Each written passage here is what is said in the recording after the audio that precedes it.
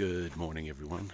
Just a bit of an update. It's our third day out of Butte, Montana. So we miscalculated how far it is to Big Sky, so we're going into Ennis today.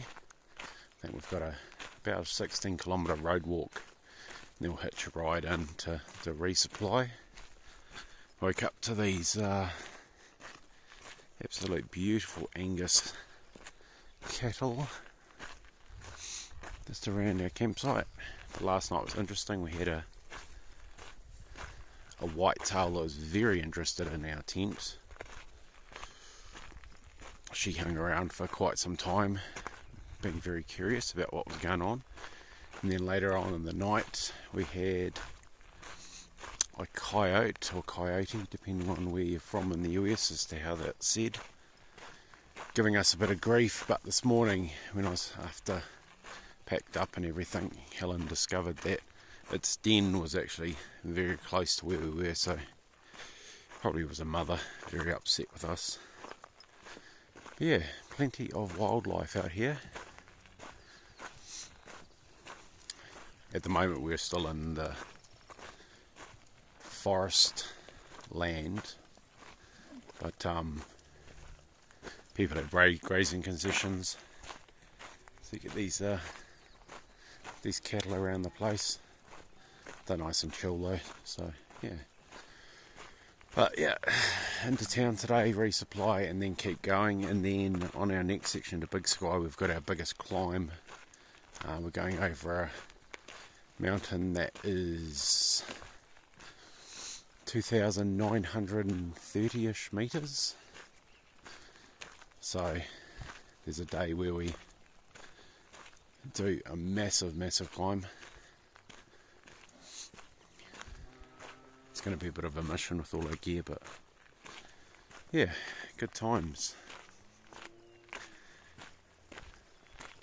Anyway, time to get my YY on and get into town, get some more food. Ennis turned out to be a delightful town, 24 kilometres off trail. We had high confidence of an easy hitch, but it just wasn't going to be. We'd walked over 20 kilometres before a young guy from Georgia picked us up. He'd driven past and, taking pity on us, turned back and come and got us. He dropped us at Madison Foods, which turned out to be the absolute best small town grocer we visited on our adventure. Tired and hungry, we did a resupply, and then sat at a table in the car park and ate lunch. Inside, Helen had discovered their cinnamon buns, and these turned out to be some of the best delicious treats we had while on our adventure. We then spent the afternoon looking for accommodation.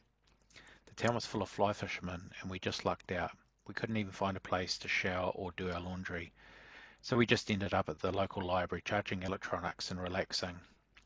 After dinner, we walked out of town and camped by the river. It wasn't a very good location, had a lot of mosquitoes, but it served its purpose and had the added bonus of being free. The next morning we were blessed with an easy hitch back to trail. By coincidence, the woman was also from Georgia. Rested, resupplied and well fed, it was good to be back. We started out with a nice stroll along the shores of Lake Ennis before we climbed away into the hills and back into our natural habitat.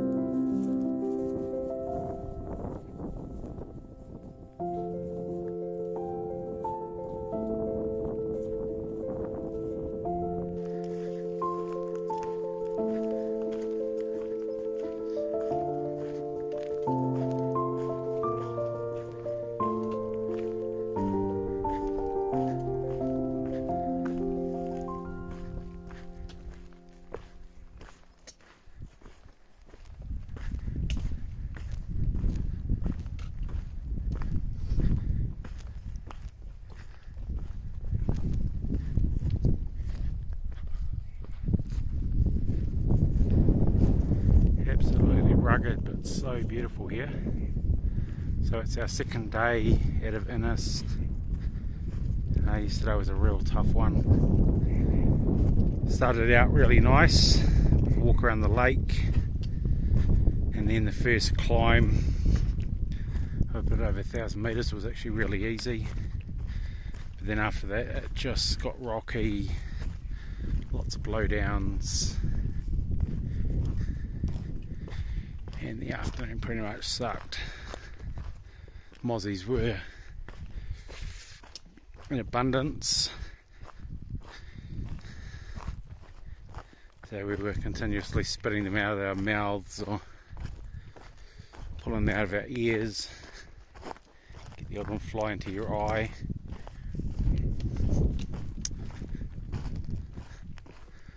But we're only about a day out from Big Sky, and then we're going to go into Bozeman for a resupply and have our first full rest day, because most rest days we're still walking well over 20 kilometres. When we went in to have our last rest, we actually did 24 kilometres just getting there, and then our accommodation for the next day fell through, so it's not really a rest day. So we're going to actually have a day where we do nothing but put our feet up, watch some Netflix, try and let the body recover. Noticed that even though it's only 3 years or under 3 years since I walked Te Aroa, I don't recover as quick as I did. So everything's a little bit achy. I think Helen's doing a lot better than I am, but yes.